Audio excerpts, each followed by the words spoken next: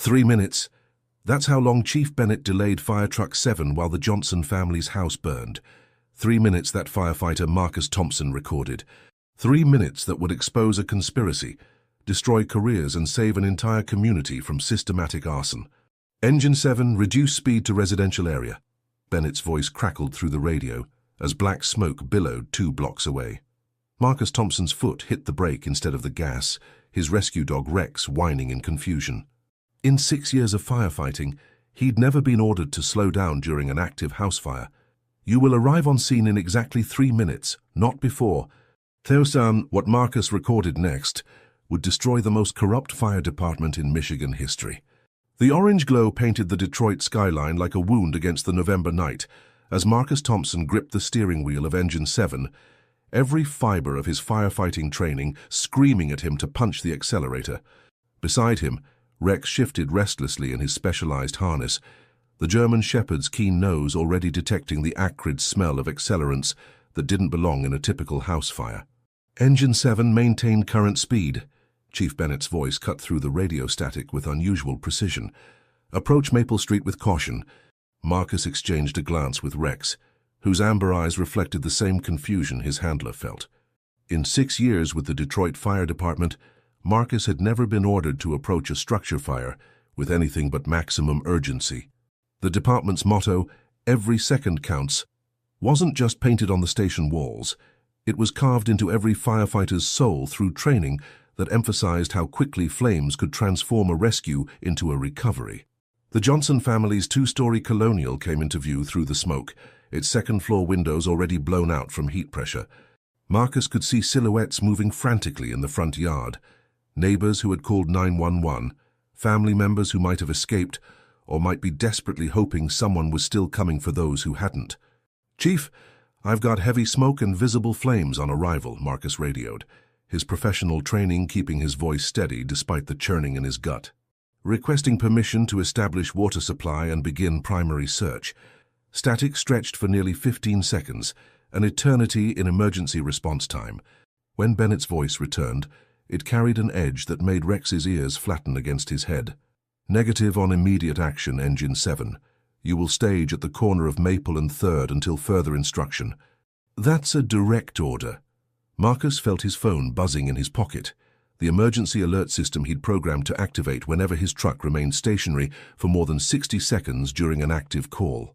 It was a precaution he'd developed after noticing strange patterns in response times to certain neighborhoods, patterns that his analytical mind couldn't ignore even when his heart wanted to.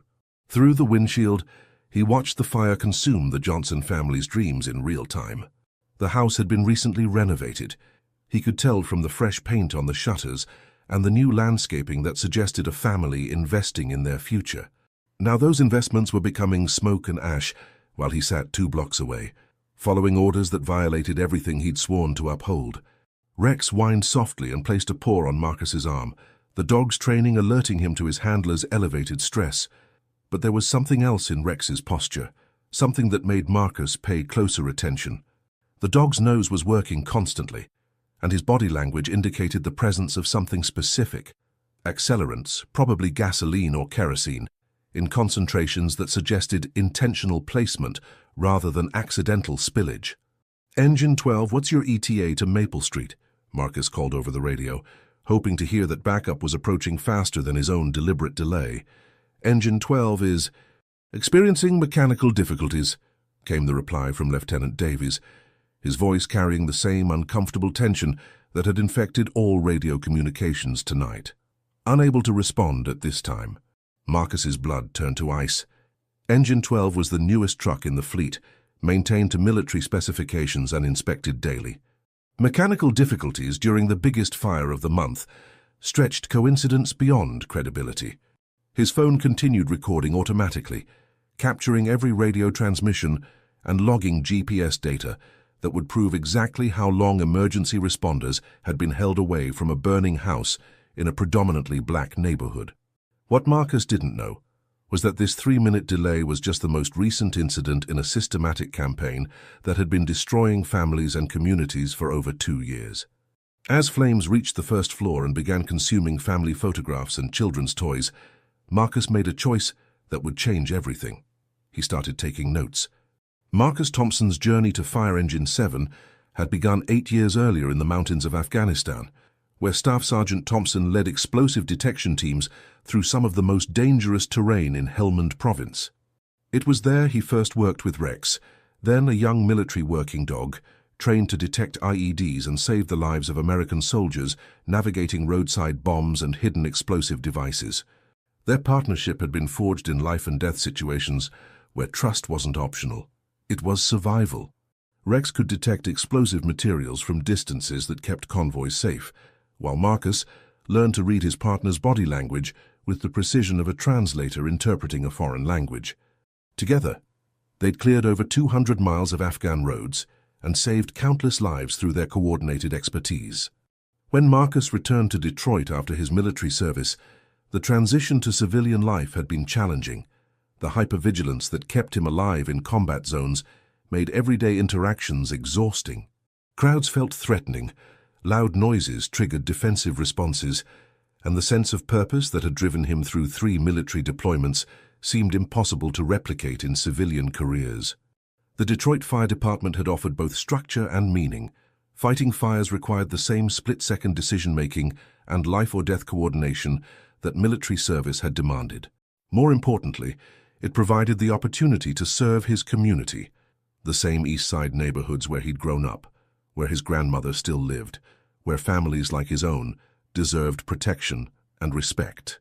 Rex had transitioned alongside him, his military explosive detection training adapting perfectly to arson investigation.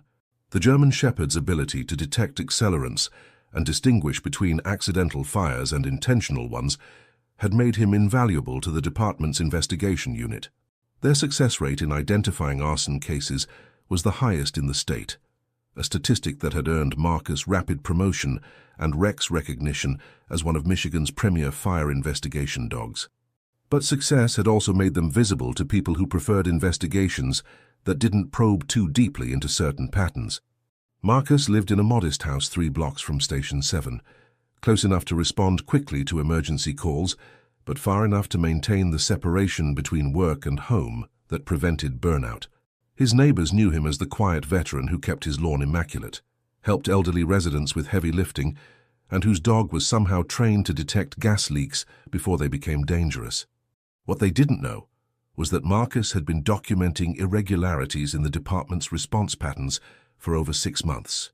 His military training in intelligence gathering had made him naturally observant of logistics and timing. When response times to certain neighborhoods consistently exceeded department standards, Marcus noticed. When equipment failures seemed to cluster around specific types of calls, he paid attention. When his own requests for backup were delayed or denied in ways that compromised safety, he started keeping records. The patterns were subtle but consistent. Fires in predominantly black neighborhoods received slower response times, less aggressive firefighting tactics, and more frequent equipment failures that prevented optimal outcomes. Insurance claims in these areas were processed differently, with more skeptical investigations and lower settlement amounts that often forced families to abandon properties rather than rebuild. Marcus had initially assumed these disparities resulted from budget constraints or aging equipment randomly distributed across the city, but his analytical mind, trained by military intelligence work, began recognizing signs of intentional coordination rather than systemic neglect. Tonight's deliberately delayed response to the Johnson family fire wasn't an anomaly. It was the most blatant example of a pattern that had been hidden in plain sight for years. Rex's detection of accelerants at a fire, where they were ordered to delay response, suggested something far more sinister than equipment failures or budget shortfalls.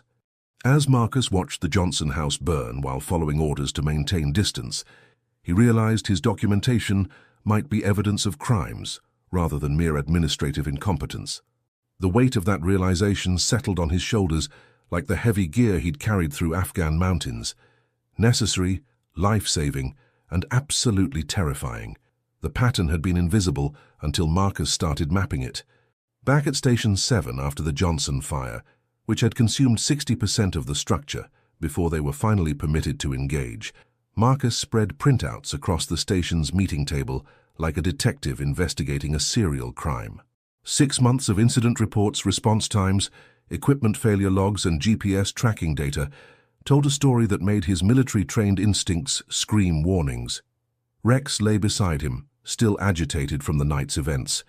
The dog's behavior at fires had changed over recent months, his alerts becoming more frequent and urgent in ways that suggested he was detecting intentional accelerants rather than natural fire progression. Marcus had initially attributed this to Rex's increasing experience and sensitivity, but now he wondered if his partner had been trying to tell him something much more alarming. "Look at this," Marcus muttered to Rex, knowing the dog couldn't understand the spreadsheet but needing to voice his discoveries. Every single delayed response in the past 6 months has been in zip codes 48202, 48204, or 48206. Those zip codes encompassed Detroit's historically black neighborhoods, areas that had been targeted for urban renewal, gentrification, and development projects that required acquiring property at below-market prices. Areas where families like the Johnsons had invested their life savings in home ownership, only to watch their dreams turn to ash while fire trucks sat blocks away following mysterious orders. The equipment failure patterns were even more damning. Engine 12's mechanical difficulties during the Johnson fire marked the 7th time in 4 months that the newest, most reliable truck in the fleet had suffered convenient breakdowns while responding to fires in minority neighborhoods. Meanwhile, the same truck had performed flawlessly during responses to fires in wealthier areas of the city. Marcus cross-referenced the incident data with property records and insurance claims, using research skills learned during military intelligence training. What he found made his blood run cold. Every property that had suffered significant fire damage during delayed responses had been purchased within 6 months by shell companies connected to Empire Development Corporation.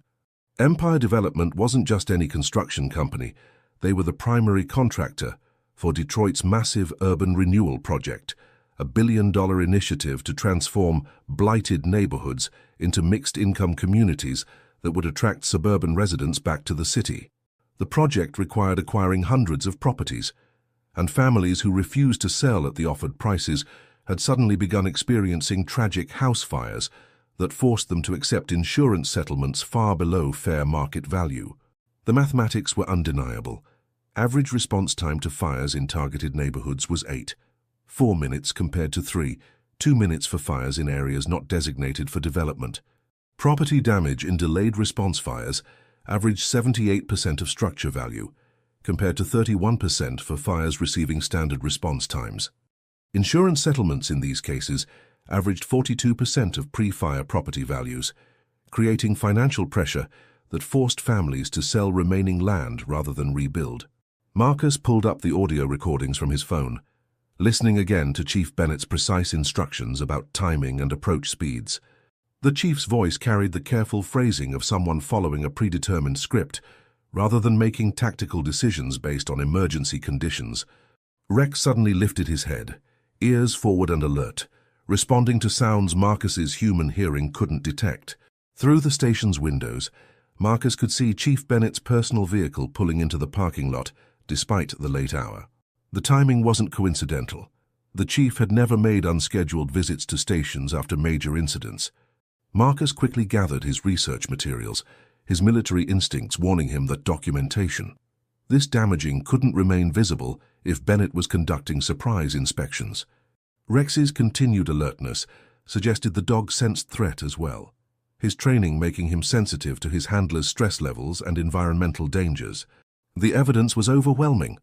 Detroit Fire Department wasn't just failing to protect minority communities, they were actively participating in their destruction through systematic delays that ensured maximum property damage.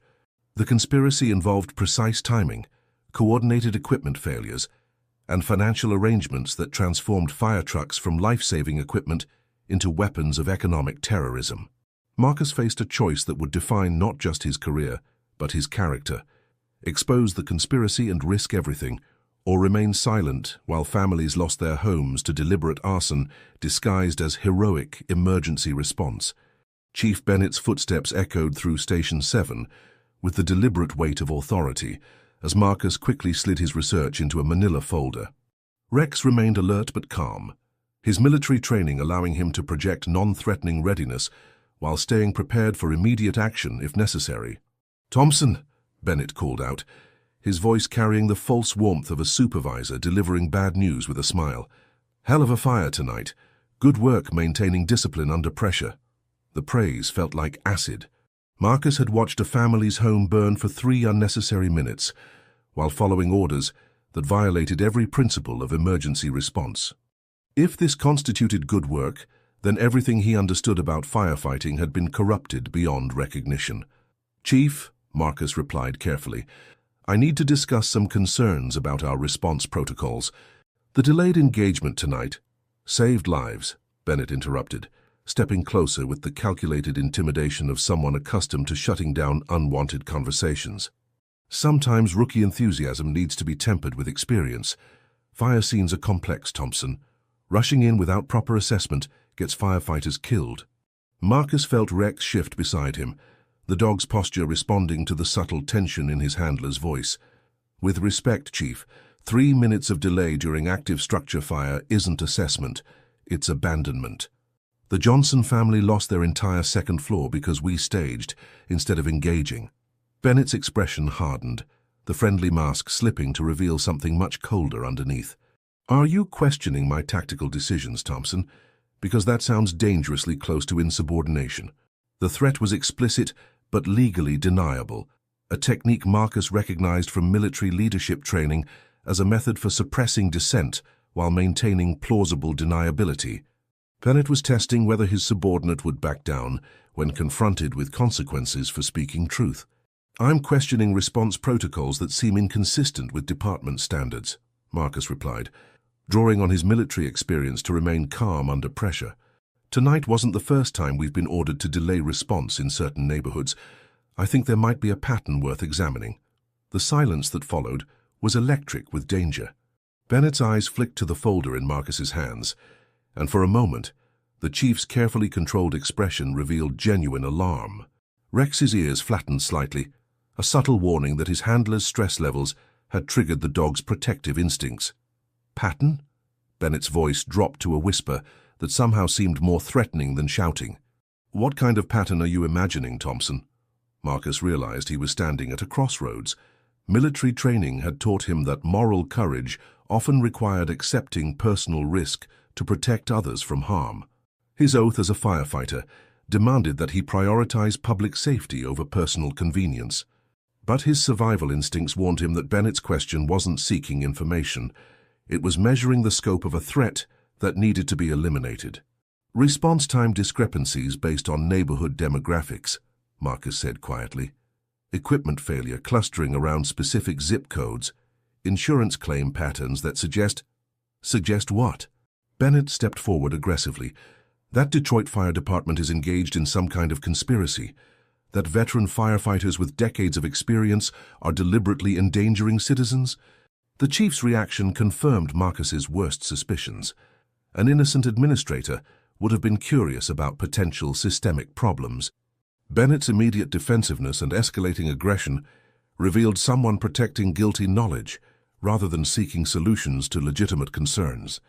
"I think there might be external pressures affecting our operational decisions," Marcus said carefully, trying to provide Bennett with an opportunity to confess or cooperate rather than escalate to direct confrontation. Bennett's laugh was harsh and bitter. "External pressures? That's a fancy way of saying you think someone is paying us to let houses burn.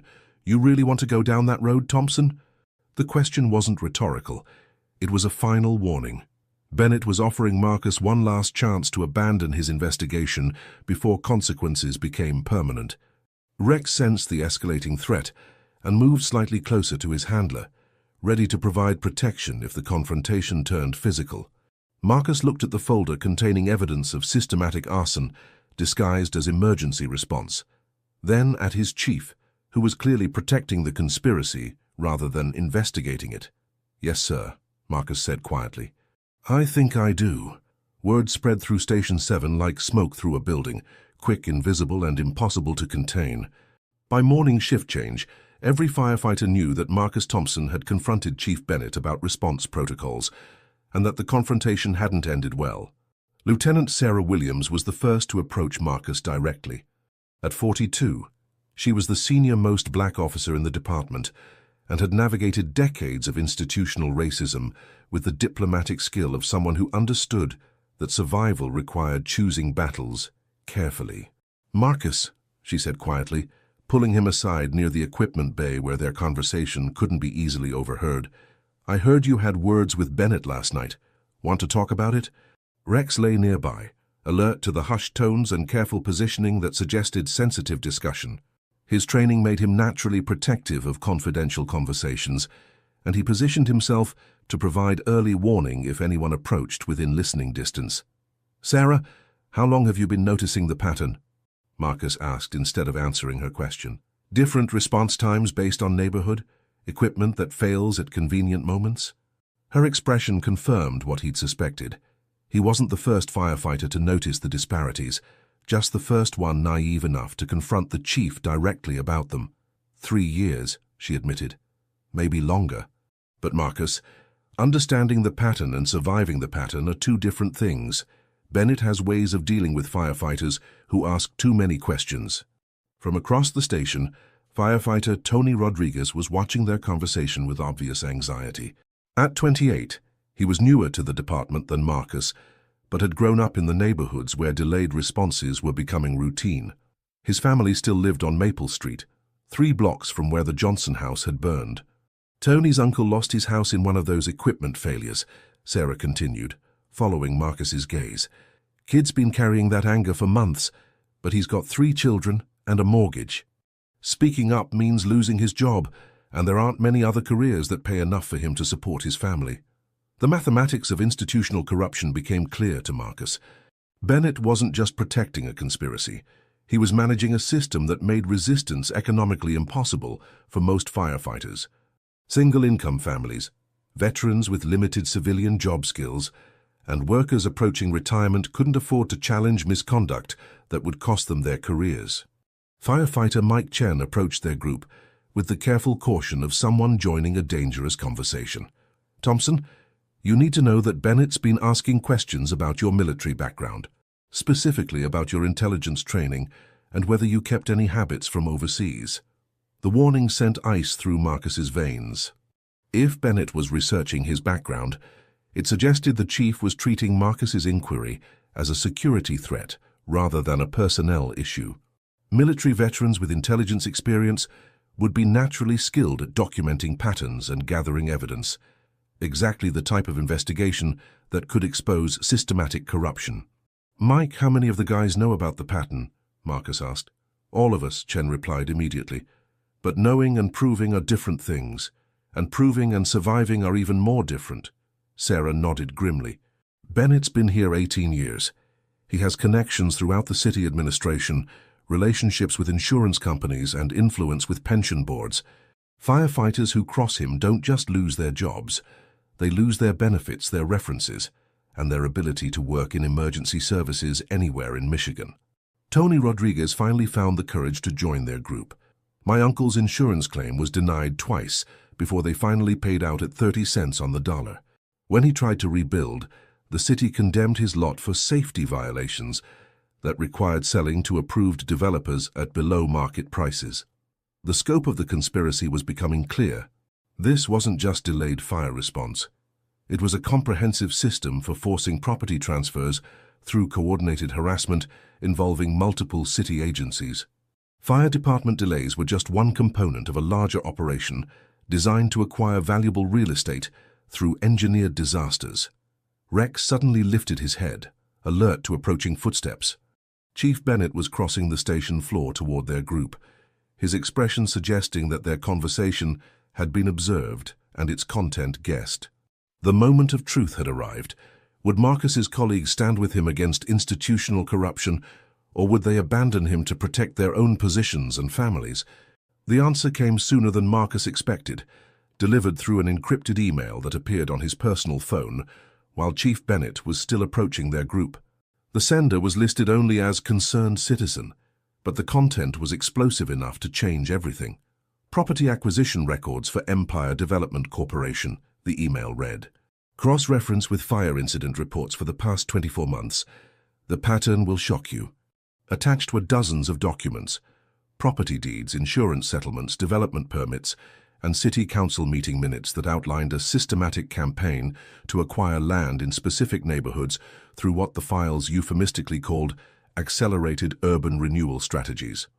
Marcus quickly forwarded the email to his personal laptop while maintaining eye contact with Chief Bennett, who had slowed his approach when he noticed the firefighters' sudden focus on their phones. Rex sensed the tension and moved to a position that would provide his handler with tactical advantage if the confrontation escalated. The documents revealed a sophisticated operation involving Empire Development, multiple city agencies, and key personnel within Detroit Fire Department. Property acquisition followed a precise pattern: initial purchase offers at 60% of market value, followed by escalating pressure campaigns involving city inspections, utility problems, and emergency services difficulties that made life increasingly unbearable for resistant property owners. Families who still refused to sell faced the final stage: accidental fires that destroyed their homes, while fire department response was mysteriously delayed or hampered by equipment failures.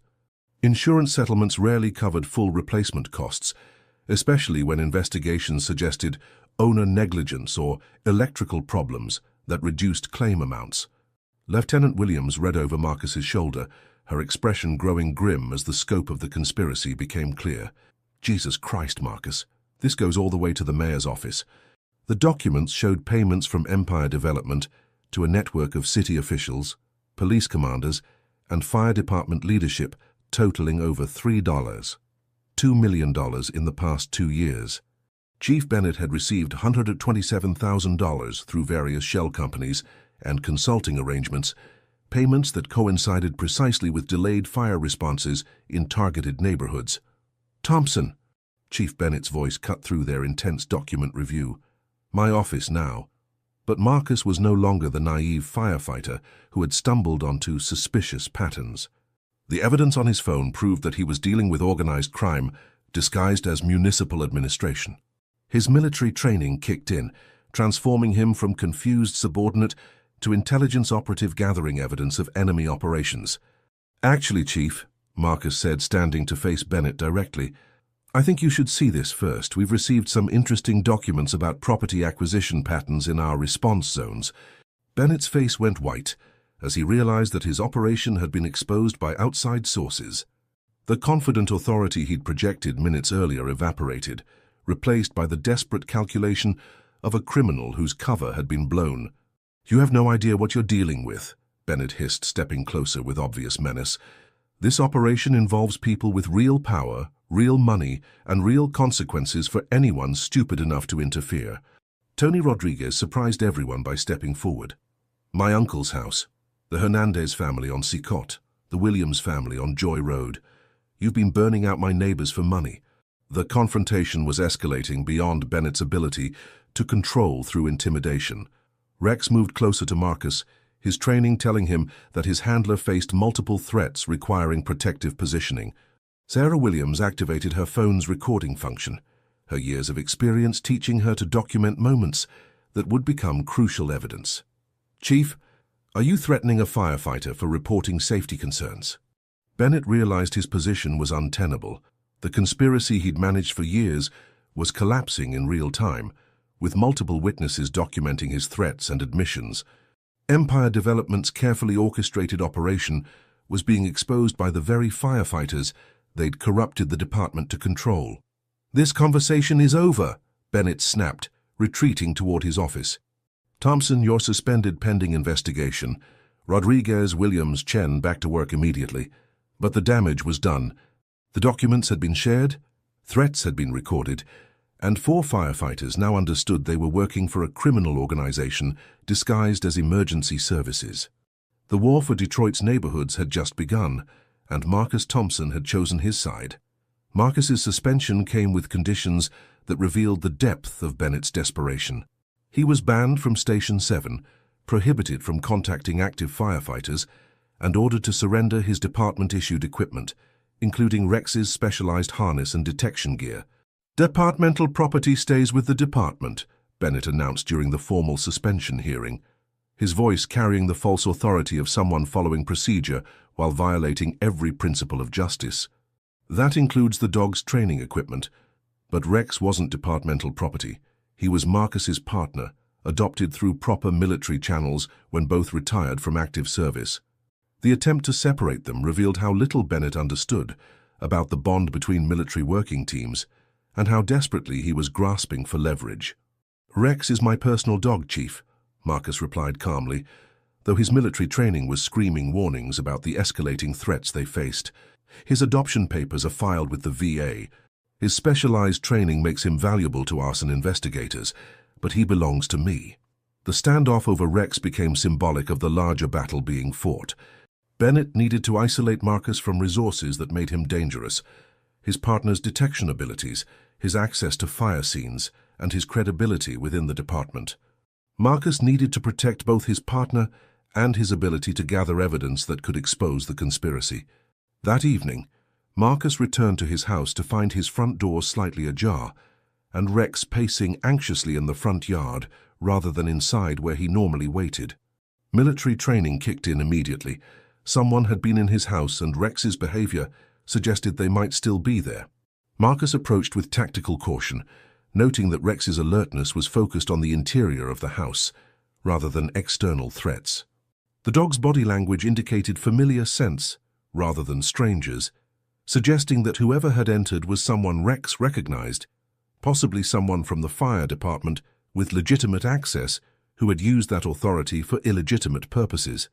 Inside, Marcus found his home had been systematically searched by professionals. Nothing was obviously missing, but everything had been moved slightly. Drawers closed differently, papers rearranged, computer cables repositioned in ways that suggested thorough electronic surveillance installation. Most disturbing was what he found in his bedroom: a small plastic bag containing white powder, carefully placed where it would be easily discovered during a police search. The setup was obvious to anyone with law enforcement experience: planted evidence designed to justify arrest and discredit testimony. Rex's reaction to the planted drugs confirmed Marcus's suspicions. The dog's narcotics detection training from military service made him alert to illegal substances, and his agitated circling around the bedroom indicated he'd detected something that didn't belong. His behavior was providing evidence that could prove the drugs had been planted rather than possessed.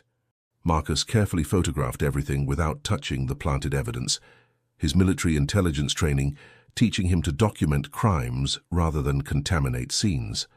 The break-in and evidence planting represented escalation from administrative harassment to criminal activity. Bennett was no longer just protecting corruption, but actively committing new crimes to silence witnesses. His phone rang as he finished documenting the scene. The caller ID showed unknown, but Marcus answered anyway, expecting threats or demands for silence. "Thompson," a disguised voice said, "you've got 24 hours to forget everything you think you know. Keep your mouth shut, turn in whatever evidence you've collected, and this all goes away. Keep pushing, and things get much worse for you and everyone you care about." The call ended before Marcus could respond, but the message was clear. The conspiracy had escalated from workplace intimidation to personal threats. Bennett's operation included people willing to commit breaking and entering, evidence tampering, and direct threats against anyone who challenged their authority. Rex pressed against his handler's leg, offering comfort and protection that reminded Marcus he wasn't facing this alone. Their military partnership had survived combat zones and terrorist attacks. Corporate criminals in Detroit were just another type of enemy requiring tactical response rather than emotional reaction. Marcus activated his secure communication system and began reaching out to contacts who could help: veterans advocacy groups, federal investigators, and journalists who specialized in exposing corruption. The escalation of threats meant the evidence he'd gathered was valuable enough to justify desperate measures to suppress it. The war was escalating, but Marcus had survived worse enemies than corrupt firefighters and crooked developers. The secure storage unit Marcus rented under an assumed name became his command center for building an unassailable case against the conspiracy. Military intelligence training had taught him that successful operations required redundant documentation, multiple evidence streams, and secure communication channels that couldn't be compromised by enemy infiltration. Rex adapted quickly to their new operational routine, his military working dog training allowing him to understand that they were conducting reconnaissance rather than emergency response. The German Shepherd's detection abilities proved invaluable as they systematically documented fire scenes where delayed responses had occurred. Using GPS tracking, audio recording equipment, and Rex's chemical detection expertise, Marcus began building a comprehensive database of arson cases disguised as accidental fires. Each investigation revealed accelerant patterns that proved intentional origin, property ownership transfers that followed suspicious timelines, and insurance settlements that consistently favored Empire Development's acquisition strategy. The most damning evidence came from Rex's specialized training. Military working dogs were taught to detect not just the presence of accelerants, but their placement patterns and concentration levels. Rex could distinguish between accidental fuel spills and deliberately distributed fire accelerants, providing scientific evidence that would stand up in federal court. "Good boy," Marcus whispered, as Rex alerted to gasoline residue at the foundation of what had been the Martinez family home on Vernor Street. The fire had occurred 6 weeks earlier, but Rex's sensitive nose could still detect accelerant traces that human investigators had missed or deliberately ignored. Marcus carefully collected soil samples and photographed Rex's alert positions, creating documentation that proved accelerants had been poured in patterns designed to ensure rapid structural damage. The evidence suggested professional arson rather than amateur work, implying that Empire Development employed specialists trained in creating fires that appeared accidental while ensuring maximum property destruction. His secure communication network had expanded to include federal investigators who specialized in civil rights violations and organized crime. Agent Jessica Chen from the FBI's Detroit field office had been investigating similar patterns in other cities where Empire Development operated, and Marcus's evidence provided the local confirmation she needed to build a federal case. "Mr. Thompson," Agent Chen said during their encrypted video call, "your documentation is extraordinary. We've been tracking Empire Development across 4 states, but we've never had an insider witness with your level of evidence-gathering capability." The federal investigation revealed that Marcus had stumbled onto just one operation in a nationwide network of property acquisition schemes. Empire Development used the same model in multiple cities: corrupt local fire departments, planted evidence, systematic arson, and coordinated insurance fraud that forced families to sell property at below-market prices. "This is RICO territory," Agent Chen continued. "Organized crime operating under color of authority across state lines. Your evidence could bring down the entire network. But building a federal case required time, and Bennett's desperation was escalating daily. Marcus's house was under constant surveillance. His phone calls were being monitored, and Rex had detected strangers conducting reconnaissance around their neighborhood with increasing frequency. The breakthrough came when Tony Rodriguez contacted Marcus through encrypted messaging, using communication protocols Marcus had taught him from military experience. The young firefighter had been conducting his own investigation, motivated by his family's losses and his growing understanding of the conspiracy's scope. "Marcus, I've got recordings," Rodriguez messaged. "Bennett and the assistant chief discussing which houses to target next. They're planning 3 more fires this month, including my grandmother's house on Michigan Avenue. The recordings provided direct evidence of conspiracy to commit arson, insurance fraud, and civil rights violations." Bennett's voice was clearly identifiable as he discussed tactical details of delayed fire response and coordination with Empire Development's acquisition team. Rex's trained alertness to accelerants had led them to physical evidence. Rodriguez's courage had provided audio evidence. Agent Chen's federal investigation had revealed the national scope. Marcus's military intelligence training had coordinated all elements into a comprehensive case that would be impossible for corrupt officials to suppress or dismiss. The evidence was complete, documented, and secure. Now they needed to survive long enough to present it in federal court and bring justice to the families whose homes had been systematically destroyed for corporate profit. The final confrontation was approaching, and Marcus was ready for war. The call came at 3:47 a.m. on a Tuesday that would change everything. Marcus's emergency scanner crackled with reports of a structure fire on Livernois Avenue, a two-story house where the Williams family lived with their 3 children, including 8-year-old Destiny Williams, who suffered from severe asthma and required specialized medical equipment to breathe at night. Marcus wasn't officially on duty. His suspension meant he shouldn't respond to emergency calls, but Rex was alerting with the same intensity he'd shown before IED discoveries in Afghanistan, and the address was in the heart of the neighborhood Empire Development was systematically targeting for acquisition. "Engine 7, reduce approach speed to Livernois Avenue," Chief Bennett's voice commanded over the radio, using the same deliberate phrasing that had become his signature for orchestrated delays. "Stage 2 block south pending further instruction." Marcus threw on his gear and raced toward the scene in his personal vehicle, Rex beside him in full tactical harness. They might not be officially responding, but nothing could prevent a citizen from observing emergency operations from public property, especially a citizen with specialized training in fire investigation and arson detection. The scene was a nightmare wrapped in bureaucratic precision. Engine 7 sat motionless 2 blocks away, while orange flames consumed the Williams family's 2nd floor, where Destiny's bedroom was located. Neighbors screamed that the little girl was still inside, that her breathing equipment had prevented her from evacuating with the rest of the family. "Where the hell is the fire department?" Marcus heard someone shout as he arrived on foot, leaving his vehicle outside the official perimeter that Bennett's staging orders had created. Through the crowd, Marcus could see Michael Williams, Destiny's father, frantically pointing at the 2nd-floor window where smoke was pouring out of his daughter's bedroom.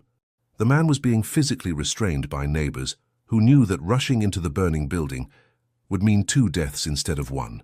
"My baby's still in there," Williams screamed, his voice carrying the primal terror of a parent watching his child die, while help sat 2 blocks away following orders that prioritized procedure over human life. Marcus felt something snap inside his chest. Not panic, but the cold clarity that had guided him through combat zones where split-second decisions meant the difference between mission success and catastrophic failure. Rex sensed his handler's shift to tactical mindset and moved into position for immediate deployment. Without official authorization, equipment, or backup, Marcus made the choice that would define not just his career, but his character. He approached Michael Williams directly, speaking with the calm authority of someone trained to lead in crisis situations. "Mr. Williams, I'm Marcus Thompson, Detroit Fire Department. Where exactly is Destiny's room, and what's the layout of your 2nd floor?" Williams recognized Marcus from neighborhood community meetings and grabbed his arm with desperate hope. "Northeast corner, facing the street. She's got her breathing machine that plugs into the wall outlet. The stairs are in the center of the house, but they're already on fire." Marcus assessed the tactical situation with military precision. The main staircase was compromised, but the house's architecture suggested a secondary access point through the attached garage. More importantly, Rex was alerting with increasing intensity, his chemical detection training indicating accelerant concentrations that confirmed this fire was intentionally set. "Rex, search pattern Alpha," Marcus commanded, and the German Shepherd immediately began systematically checking the building's perimeter for entry points while maintaining detection protocols for accelerants and trapped victims. The dog's training in combat search and rescue kicked in as he identified a basement window that provided access to an interior staircase not yet compromised by flames. His alert posture indicated he could detect Destiny's location, alive but in immediate danger from smoke inhalation. Marcus activated his emergency radio, knowing his transmission would be recorded as evidence. "Engine 7, civilian trapped 2nd floor northeast. I have tactical access route and K9 confirmation of victim location. Request immediate ladder support." "Negative," Bennett's voice crackled back immediately. "Unauthorized personnel will not engage. Maintain staging position until scene is secured." The order was tantamount to a death sentence for an 8-year-old girl whose only crime was living in a house that Empire Development wanted to acquire. Marcus looked at the growing flames, at Michael Williams' desperate face, at Rex's alert posture indicating a child was dying while bureaucrats protected their criminal conspiracy. He made his choice. Rex, tactical entry, search and rescue protocol. Together, Marcus and Rex entered the burning house through the basement window, using techniques perfected in Afghanistan to navigate dangerous structures under extreme conditions. Rex's nose guided them through smoke-filled corridors to the base of the rear staircase, which was still passable despite the advancing flames.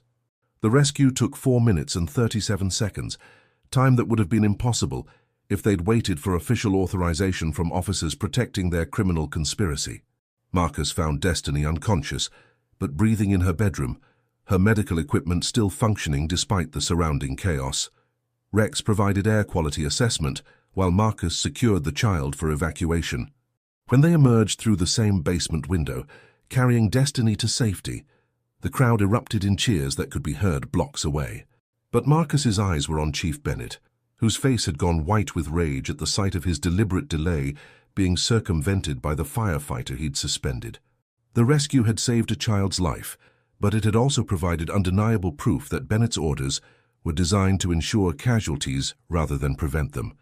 Marcus's unauthorized intervention had exposed the criminal nature of delayed fire response in ways that no amount of documentation could have achieved. As paramedics worked to revive Destiny Williams, Marcus realized he'd just declared war on a conspiracy that would now stop at nothing to destroy him permanently. The crowd that had gathered to watch Destiny Williams's rescue was still cheering when Channel 7 News arrived, drawn by police scanner reports of a dramatic civilian rescue during an official fire department response.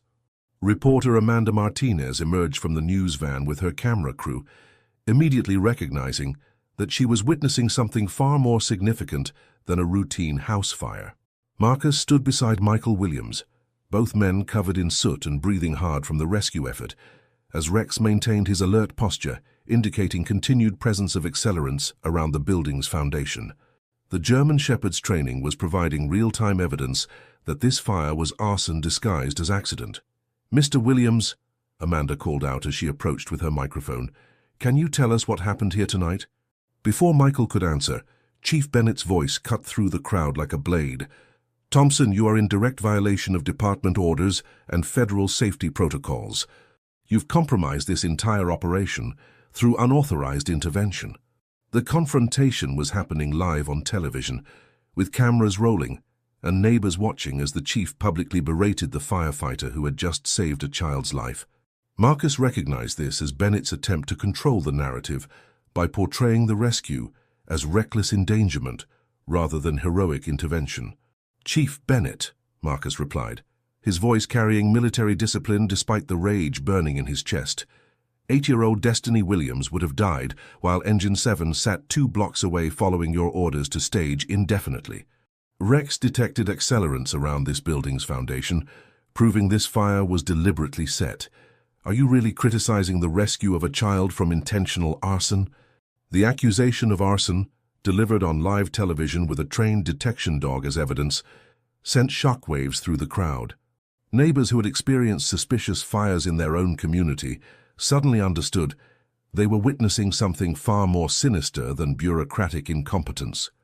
Amanda Martinez, recognizing the explosive nature of the allegations, stepped forward with her microphone.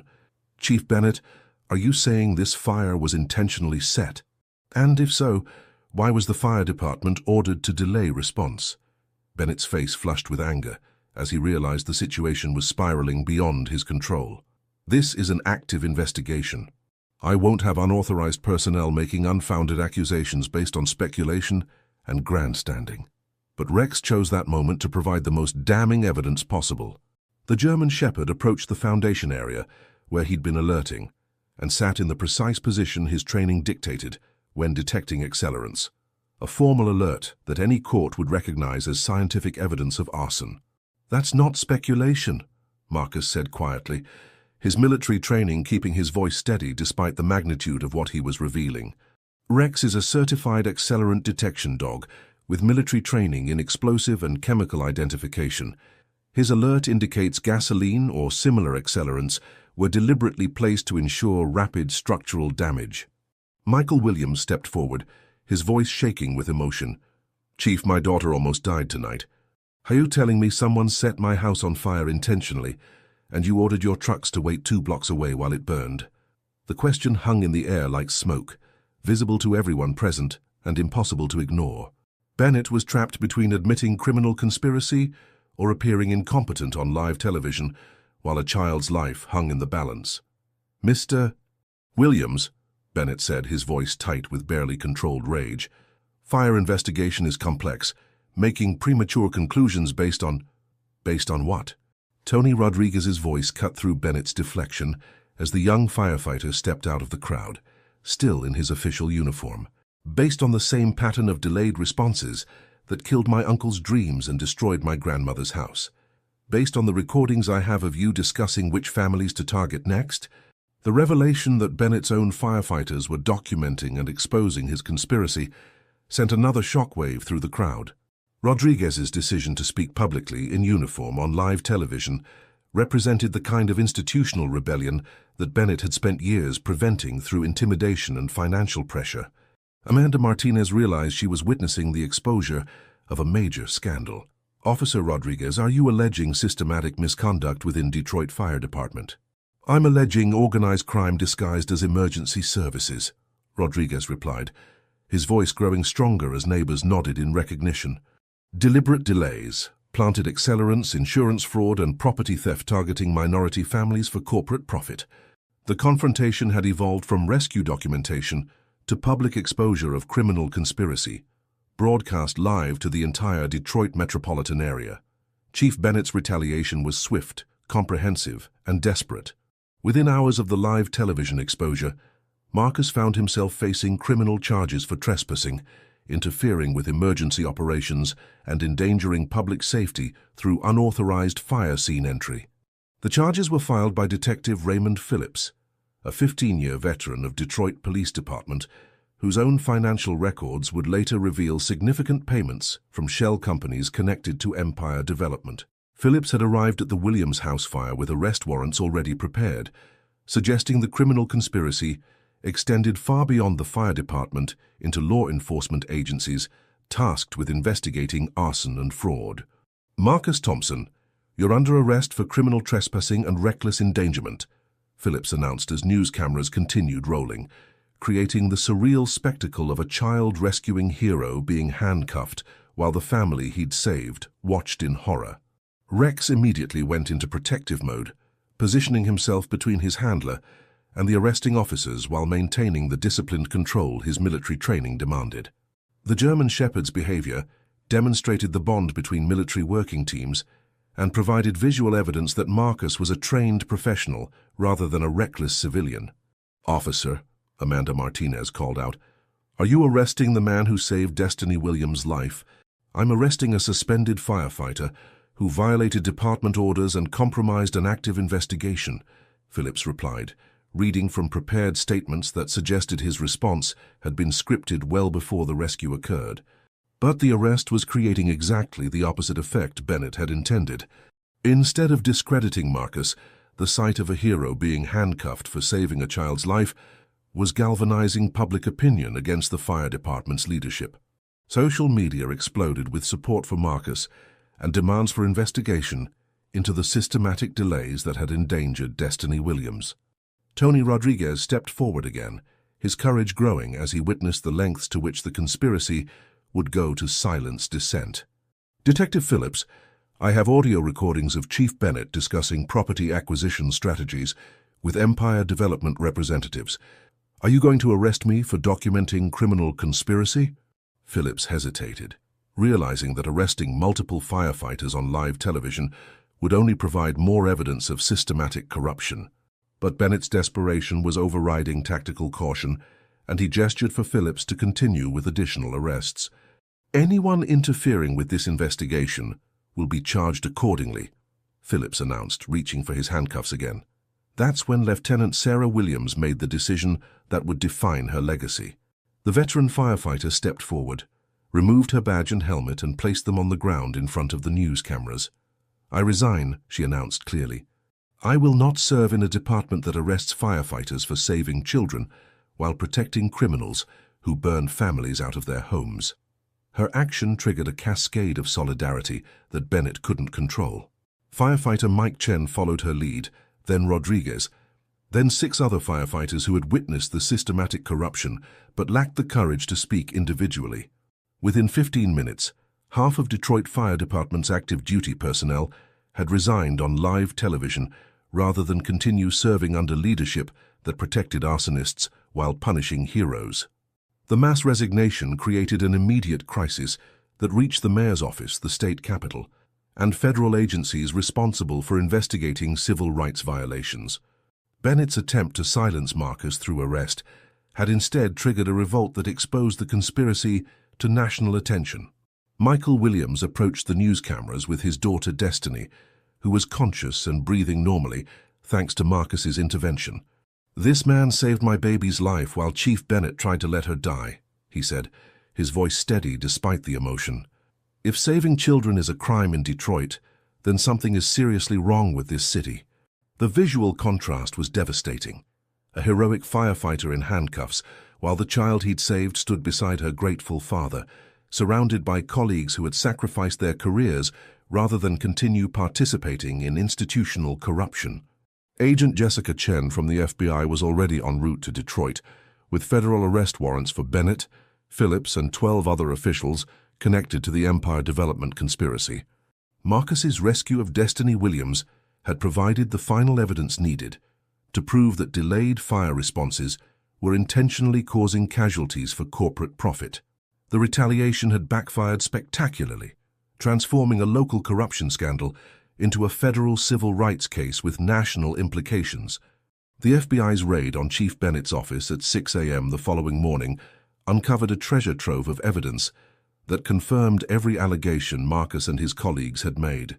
Hidden in a false bottom drawer were contracts with Empire Development, payment schedules tied to property acquisition targets, and detailed maps showing which neighborhoods were designated for accelerated urban renewal.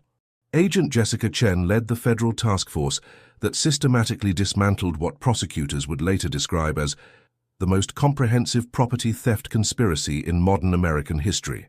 The evidence revealed coordination between fire departments, police agencies, city planning offices, and insurance companies across multiple states where Empire Development operated. "Mr. Thompson," Agent Chen said as she interviewed Marcus in the federal building's secure conference room, "your documentation provided the foundation for this entire investigation. Without your military intelligence training and Rex's detection capabilities, this conspiracy might have continued for years." Rex lay beside Marcus's chair, calm now that his handler was no longer in immediate danger, but still alert to the significance of the proceedings.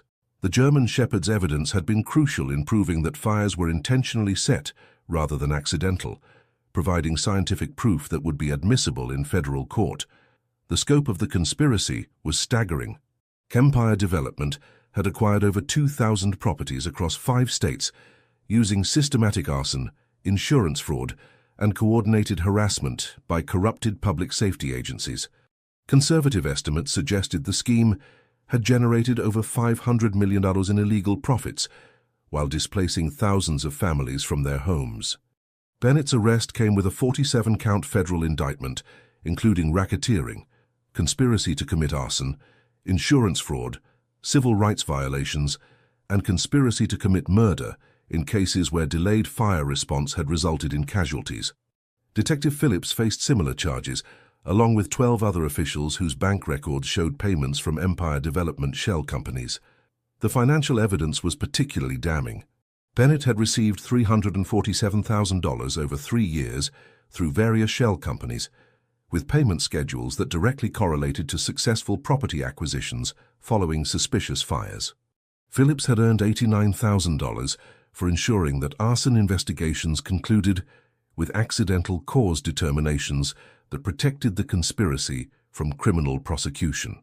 Tony Rodriguez emerged as a key federal witness, his recordings providing audio evidence of planning meetings where Bennett and Empire Development representatives discussed target selection, optimal timing for fires, and strategies for ensuring maximum property damage through delayed emergency response.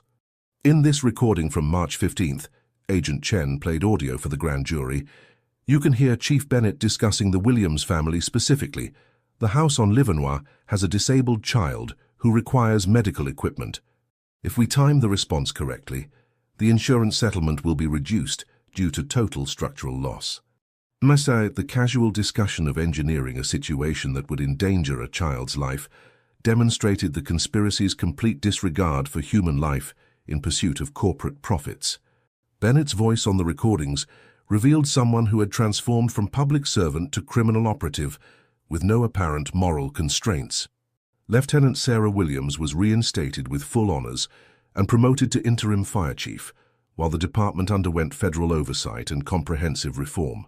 Her resignation on live television had galvanized public support and demonstrated that institutional change was possible when individuals chose courage over complicity. Marcus was not only exonerated of all charges, but offered a position as special investigator with the FBI's Public Corruption Unit, working with Rex to identify similar conspiracies in other cities where Empire Development had operated. Their unique combination of firefighting expertise, military intelligence training, and specialized K-9 detection capabilities made them invaluable assets for federal investigations. The Williams family received a $2.8 million settlement from Empire Development, City of Detroit, and insurance companies that had participated in the conspiracy. More importantly, Destiny Williams made a full recovery and became a symbol of how individual courage could protect innocent victims from systematic corruption. Empire Development faced federal RICO prosecutions that would ultimately result in the company's dissolution and the imprisonment of its senior executives. The conspiracy that had seemed untouchable due to its political connections crumbled when confronted with documented evidence and federal prosecution authority. The complete revelation of the conspiracy validated every risk Marcus had taken and every sacrifice his colleagues had made to expose institutional corruption disguised as public service. The federal courthouse in downtown Detroit became the center of national attention as the Empire Development conspiracy trial began 6 months after Marcus's dramatic rescue of Destiny Williams. Media outlets across the country covered what prosecutors called the largest municipal corruption case in decades, with implications that extended far beyond Detroit's city limits. Marcus took the witness stand wearing his dress uniform, with Rex positioned beside him in formal working dog configuration. Their appearance symbolized the intersection of military service, public safety, and constitutional protection that had motivated their investigation from the beginning. Mr. Thompson, federal prosecutor David Martinez began, please tell the jury about your background and training. I served 8 years in the U.S. Army, including 3 combat deployments in Afghanistan where I worked with military working dogs in explosive detection and force protection. After military service, I joined Detroit Fire Department, where Rex and I specialized in arson investigation using his chemical detection training. The prosecutor walked Marcus through his discovery of the suspicious patterns, the documentation he'd gathered, and the escalating retaliation he'd faced for reporting systematic misconduct. Each piece of evidence was methodically presented, creating an unassailable record of criminal conspiracy that reached the highest levels of city government. Rex's role as scientific evidence was particularly compelling. Agent Chen testified about the German Shepherd's training credentials, his accuracy rate in detecting accelerants, and the specific alerts he'd provided at fire scenes where Empire Development subsequently acquired property at below-market prices. In military terminology, Agent Chen explained to the jury, Rex is what we call a force multiplier. His capabilities exceed those of human investigators and provide evidence that would be impossible to obtain through traditional methods. Defense attorneys attempted to discredit the firefighters' testimony by portraying them as disgruntled employees seeking revenge against supervisors. But the financial evidence was overwhelming. Bank records, recorded conversations, and documented correlation between Empire Development payments and delayed fire responses created a pattern that couldn't be explained by coincidence or employee dissatisfaction. Chief Bennett's trial testimony was devastating to his own defense. Under aggressive cross-examination, he attempted to justify the delayed responses as tactical caution and resource management, but Prosecutor Martinez systematically destroyed each explanation with evidence of specific coordination with Empire Development representatives. Chief Bennett, Martinez asked, Can you explain why your tactical caution exclusively affected fires in neighborhoods where Empire Development was seeking property acquisition? Bennett's inability to provide coherent answers while facing documented evidence of his criminal activity created courtroom moments that were broadcast nationally, showing viewers exactly how institutional corruption operated and why individual courage was essential for exposing it. Tony Rodriguez's testimony provided the emotional core of the prosecution case. The young firefighter described watching his own community destroyed by systematic arson while being threatened with job loss for attempting to report the pattern. "I became a firefighter to protect my neighbors," Rodriguez said, his voice steady despite obvious emotion.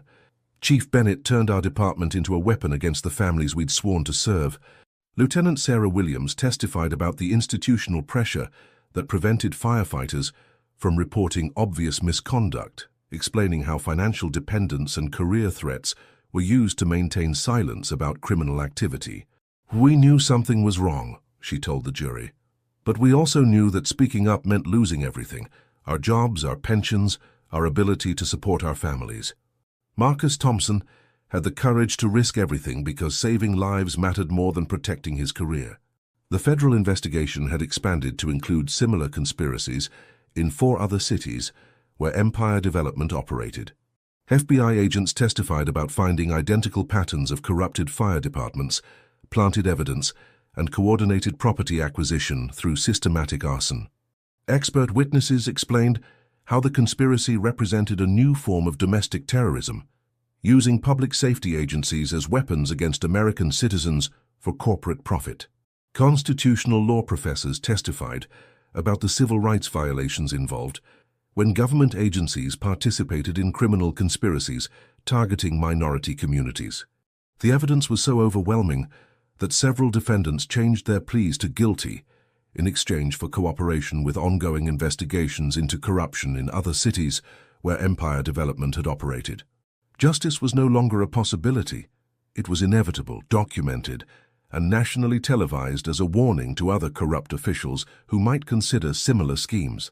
The verdicts came after only 6 hours of jury deliberation, a record that reflected the overwhelming nature of the evidence Marcus and his colleagues had gathered.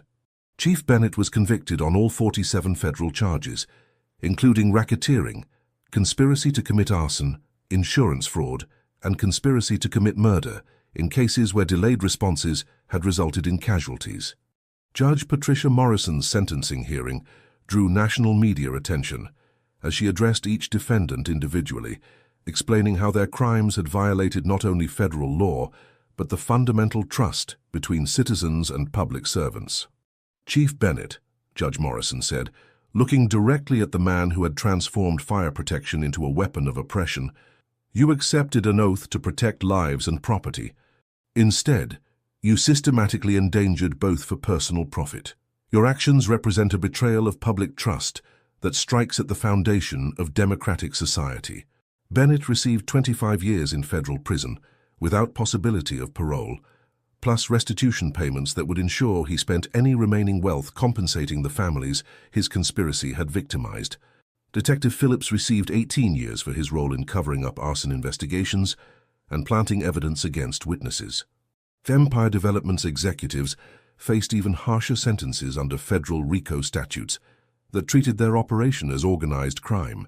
CEO Marcus Whitman received 30 years, while his subordinates received sentences ranging from 12 to 22 years, depending on their level of participation in the conspiracy. The corporate penalties were equally comprehensive. Empire Development was dissolved by federal court order, with all assets seized and distributed to victim compensation funds. The company's property holdings, including land acquired through fraudulent means, were returned to original owners or their families at no cost.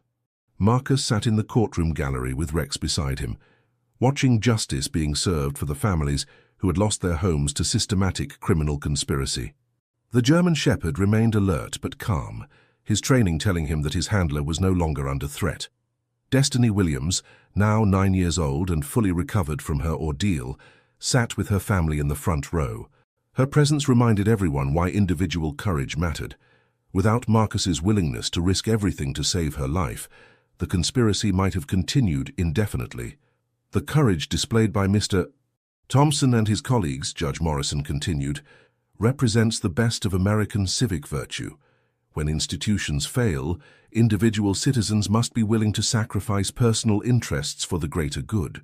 Their actions saved not only lives, but constitutional principles. The civil settlements were equally substantial. Federal courts ordered $127 million in compensation for families whose homes had been destroyed through the conspiracy funded by seizure of assets from empire development and corrupt officials. Additional punitive damages totaling $89 million were awarded to the broader community for civil rights violations. Marcus used his settlement to establish the Thompson Rex Foundation, a non-profit organization that trained veterans and their service dogs to investigate public corruption and protect constitutional rights. The foundation's work expanded nationally, providing resources for identifying and exposing similar conspiracies in other communities. Rex's role in exposing the conspiracy earned him recognition as Federal Working Dog of the Year, an honor that came with expanded training resources for other K-9 teams specializing in corruption investigation. His detection work had provided scientific evidence that proved systematic arson, creating legal precedents that would protect future communities. Tony Rodriguez was promoted to fire marshal, with special responsibility for investigating suspicious patterns in emergency response. His courage in recording incriminating conversations and testifying against his own superiors had transformed him from rookie firefighter to nationally recognized advocate for institutional accountability. Lieutenant Sarah Williams became Detroit's permanent fire chief, implementing reforms that included civilian oversight, mandatory reporting of suspicious patterns, and federal monitoring to prevent future corruption. Her leadership transformed the department from a tool of oppression into a model of community service. The justice applied extended beyond individual prosecutions to systematic reform that would protect future generations from similar conspiracies. Federal oversight ensured that Detroit Fire Department operated with transparency and accountability that made corruption impossible to hide. Most importantly, the prosecutions sent a clear message to corrupt officials nationwide. Individual citizens with courage and documentation could expose even the most sophisticated criminal conspiracies when they were willing to risk everything for justice. The institutional reforms that followed the Empire Development prosecutions transformed not only Detroit Fire Department, but emergency services nationwide. Federal oversight requirements, civilian monitoring boards, and mandatory transparency protocols created systems that made systematic corruption virtually impossible to sustain. Chief Sarah Williams implemented revolutionary changes that became models for fire departments across the country. Response times were electronically monitored in real time, with automatic alerts triggered whenever delays exceeded standard protocols. Equipment maintenance was digitally tracked to prevent convenient mechanical failures, and all radio communications were recorded and archived for public review. "We're not just rebuilding a fire department," Chief Williams announced at the 6-month reform milestone ceremony. "We're proving that public institutions can regain community trust through transparency, accountability, and genuine commitment to service." Marcus stood beside her at the podium, wearing his new federal badge as a special investigator with the FBI's Public Corruption Unit. Rex sat at attention beside them, his presence symbolizing how individual courage and specialized training could protect constitutional rights against institutional abuse. The Thompson Rex Foundation had expanded to operate in 12 states, training veteran dog teams to identify suspicious patterns in emergency services, law enforcement, and municipal agencies. Their success rate in exposing corruption was unprecedented, largely because military training provided analytical skills that civilian oversight often lacked. "Veterans understand how institutions should function," Marcus explained to a congressional hearing on public corruption. "Our training in leadership, accountability, and mission accomplishment gives us natural advantages in identifying when agencies have abandoned their core responsibilities." Rex's specialized detection abilities had been studied by federal agencies seeking to develop new tools for investigating financial crimes and public corruption.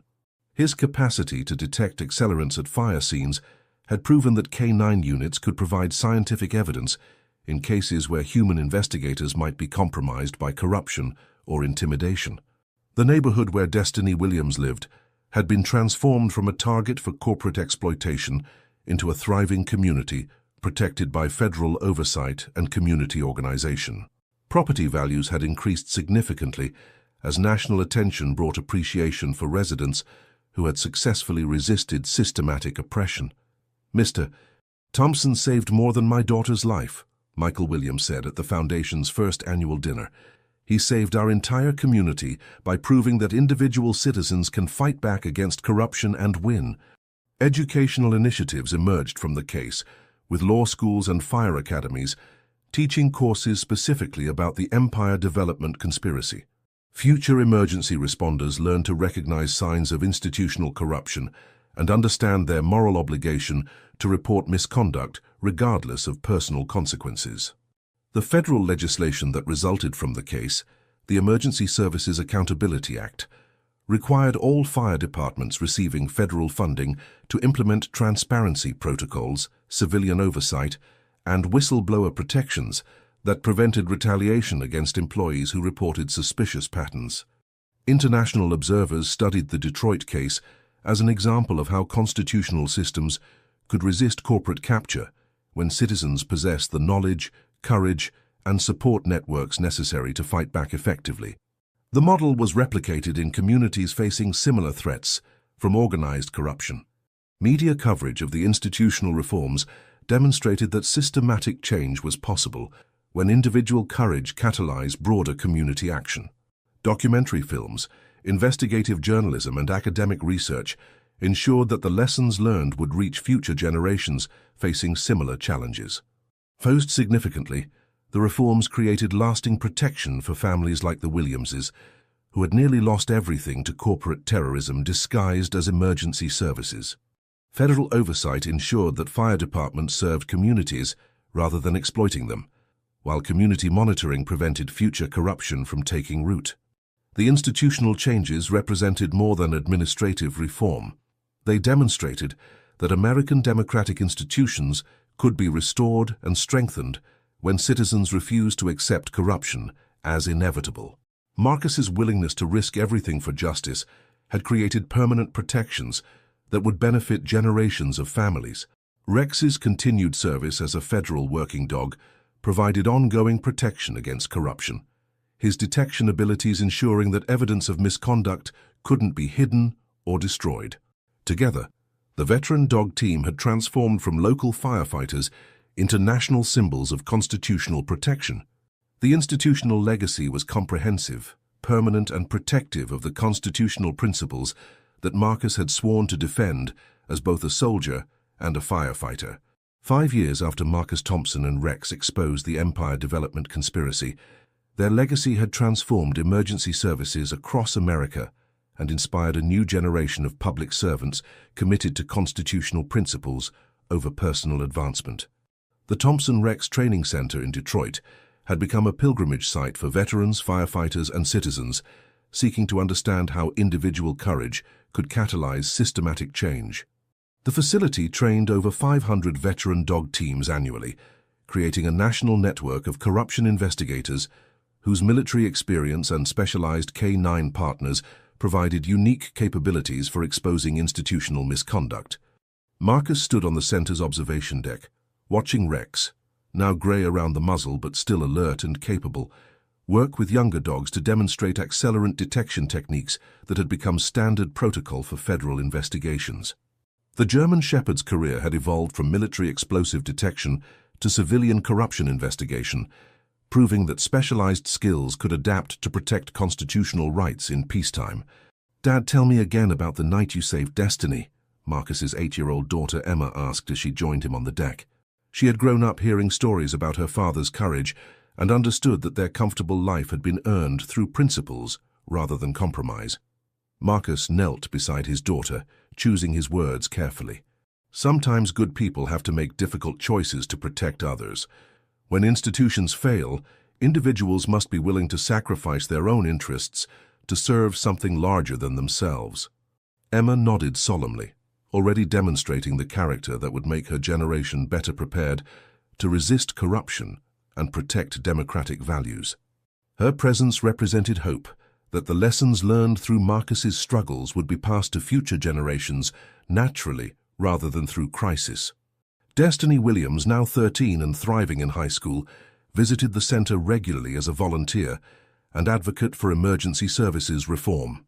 Her survival had become symbolic of how individual courage could protect innocent victims from systematic oppression, and her advocacy work helped communities recognize signs of institutional corruption before it could cause irreparable harm. "Uncle Marcus," she called out, the honorary title she'd used since the night he saved her life. "The Detroit Free Press wants to interview us about the 5-year anniversary. Should we tell them about the new cases we're investigating?" The ongoing work never ended. The Thompson-Rex Foundation had documented suspicious patterns in 17 cities where Empire Development's model appeared to be replicated by other corporations seeking to exploit municipal corruption for property acquisition. Federal investigations were active in 8 states, with Marcus and Rex providing expert testimony that helped prosecutors build cases against corrupt officials. Chief Sarah Williams had been promoted to state fire marshal, implementing the Detroit reforms statewide and consulting with emergency services nationwide about preventing institutional corruption. Her leadership had transformed Michigan into a model for transparency and accountability that other states sought to replicate. Tony Rodriguez had completed his law degree and worked as a federal prosecutor, specializing in public corruption cases. His experience as both insider witness and institutional reformer made him uniquely effective at building cases against corrupt officials while protecting whistleblowers who risked everything to expose misconduct. The broader impact extended beyond emergency services into comprehensive reform of municipal accountability. Cities across America had implemented oversight protocols, transparency requirements, and whistleblower protections that made systematic corruption significantly more difficult to sustain. Educational institutions integrated the Empire Development case into curricula that taught future public servants about ethical decision-making, constitutional obligations, and the moral courage required to resist institutional pressure when it conflicted with public service. Rex's detection work had evolved into a specialized field of federal investigation, with the FBI training dozens of K-9 teams in techniques developed through his experience. His capacity to detect evidence of corruption through accelerant analysis had created new tools for investigating financial crimes and public misconduct. As sunset painted the Detroit skyline, Marcus reflected on the journey from suspended firefighter to federal investigator, from isolated individual to leader of a national movement for institutional accountability. The personal costs had been substantial, but the protection his actions had created for future families made every sacrifice worthwhile. Rex pressed against his handler's leg, offering the same loyal partnership that had carried them through combat zones, burning buildings, and corrupt institutions. Together, they had proven that individual courage, specialized training, and unwavering commitment to constitutional principles could overcome even the most sophisticated criminal conspiracies. Their legacy lived on in every family protected from systematic oppression, every institution reformed through transparency, and every future public servant inspired to choose service over self-interest. The story ended not with personal triumph, but with lasting change that would protect American democracy for generations to come.